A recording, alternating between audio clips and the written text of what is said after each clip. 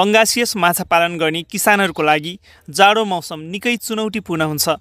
यो माछा गर्मी ठाउँमा हुने भएकोले यसलाई अत्याधिक जाडो सहन धेरै गाह्रो पर्छ।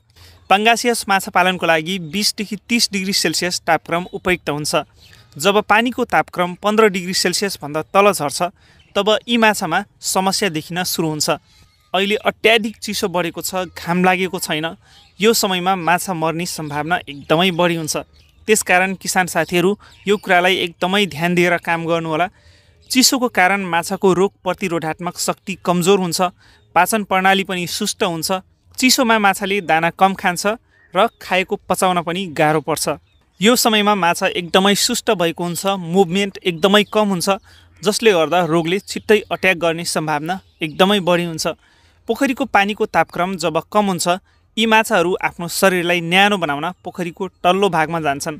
तर त्यहाँ एमोनिया लेभल बढी हुन्छ, माछाको दिसा पिसाब फोहोर बढी हुन्छ र अक्सिजन लेभल कम हुन्छ। चिसो पानीमा फङ्गस र परजीवीको प्रकोप पनि बढी हुने हुँदा माछामा सङ्क्रमण हुने सम्भावना एकदमै बढी हुन्छ। जाडो मौसममा माछाहरूलाई विशेष गरी यी 4वटा रोगले एकदमै सताएको पाइन्छ। नम्बर 1 मा छ EUS। यसलाई रेड स्पट डिजिज भनेर पनि चिन्ने गरिन्छ। यो रोग विशेष गरी जाडो मौसममा लाग्ने गर्छ।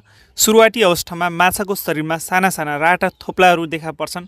पछि यी थोप्लाहरू बिस्तारै बढ्दै जान्छन्, ठुलो हुँदै जान्छन् र त्यहाँ गहिरो घाउ बन्छ। नम्बर 2 मा छ सेप्रोलेग्नियासिस। यो रोग विशेष गरी पंगासियस माछामा बढी देखा पर्छ। यो रोग लाग्दा माछाको शरीरमा सेतो भुवा जस्तो ढुसी पलाएको हुन्छ। नम्बर 3 मा छ फिन रट, टेल रट। यसमा चाहिँ माछाको पुच्छर कुहिने, पखेटा कुहिने समस्या देखा पर्छ। नम्बर 4 मा छ आर्गुलस र लर्निया। यी चाहिँ माछाका परजीवी हुन्। यी परजीवीहरूले माछाको शरीरमा तासिएर माछाको रगत चुस्ने र घाउ बनाउने गर्दछन्। अब कुरा गरौँ जाडो मौसममा माछालाई बचाउने तरिकाको बारेमा। यदि तपाईँ अहिलेसम्म पनि पंगासियस माछा बेच्नु भएको छैन भने आजैबाट माछा बेच्न सुरु गर्नुहोस्। यदि राख्ने हो भने 2 देखि 2.5 मिटर गहिरो हुने गरी पानी थप्नुहोस्।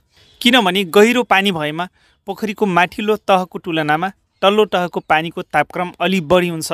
दैनिक रूपमा पोखरीमा नयाँ पानी थप्नुहोस्। पानी फोहोर छ, एमोनिया लेभल बढी छ भने 20% जति पानी फेरेर नयाँ पानी थप्नुहोस्।